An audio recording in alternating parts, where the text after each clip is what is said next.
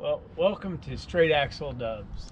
Today we're going to talk about how to fix your VW with household junk. Come with us. Today I was driving this car and I noticed that it popped out of fourth gear. Of course, you know, you're on the highway and you're cruising along and all of a sudden you're just naturally slowing down and you hear this, you know, you heard the pop and you know what happened, but that's what, if you don't know what's going on, your car's going to slow down when you pop out of gear. Unless you're going down a big hill and you're using your motor to slow you down to start with. So it happened, it popped out of fourth, I put it back in, you know, clutched it, dropped it back and forth. And this has happened once before on this vehicle, and I came up with a solution to hold it into place, and I'm going to show you how to do that. This works with fourth gear. It could work with second gear, but the problem is you're not in second gear very long. This is kind of this fixes for when you put it in gear and you're going to leave it there. Like in fourth gear, you typically get on a road where you're up to speed and you stay in fourth gear for a while. You know, in second gear, something you could probably keep your hand on the shifter and hold it in until you need to shift to third. But with fourth gear, you don't want to hold on to your gear shifter while you're in fourth for 15 minutes. It kind of doesn't make sense. So here's what we came up with. There's got to be a way that I can hold this back here like my hand would, but without using my hand. Here, let me just take off my shoe.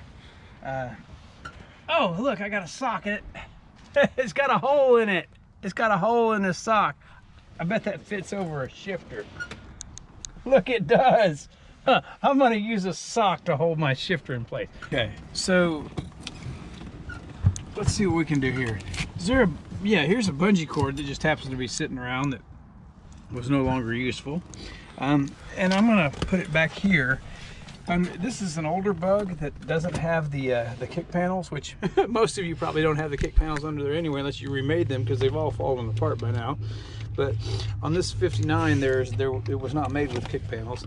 So here's where that gets me to. So I connected it around the seat rail, not the actual seat, but the rail that goes to the body.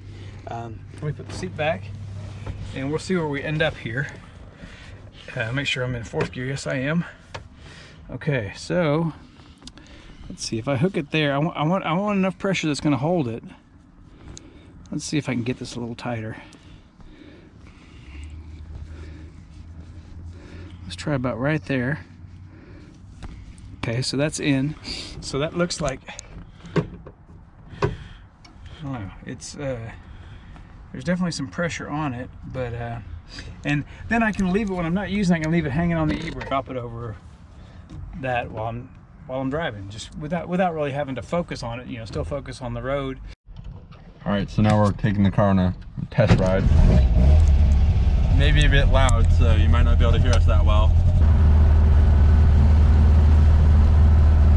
All right, so we put the sock over it. Now it's in fourth. One thing I forgot to mention is this car has a bus hockey stick, so the dimple is on the bottom, which means that the coupler on the coupler that goes from the shift rod to the hockey stick, the dimple should be on the same side. On the bus, the shift rod and hockey stick dimple are on the bottom, so you can access from the bottom of the vehicle. Fine automobiles there for sale. I don't want any of them. We already are in a fine automobile. That's right. Fine automobile. 1776 with dual 40s. It's a Gene Berg motor. Yeah. I haven't had to do really anything to this motor since I got it in 2008. Here it is, 2021. Except rebuild carburetors and replace it or repair a fuel pump. That's pretty much it. Yeah, that's all. Yeah, I've had it tear it apart. Adjust the valves a couple times. It's got the elephant feet on it, so I don't know if those are better in terms of adjustment, but they don't ticky. So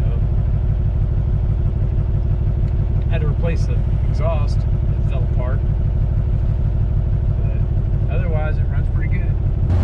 So this stretch of road is right where where it popped out of gear the first time.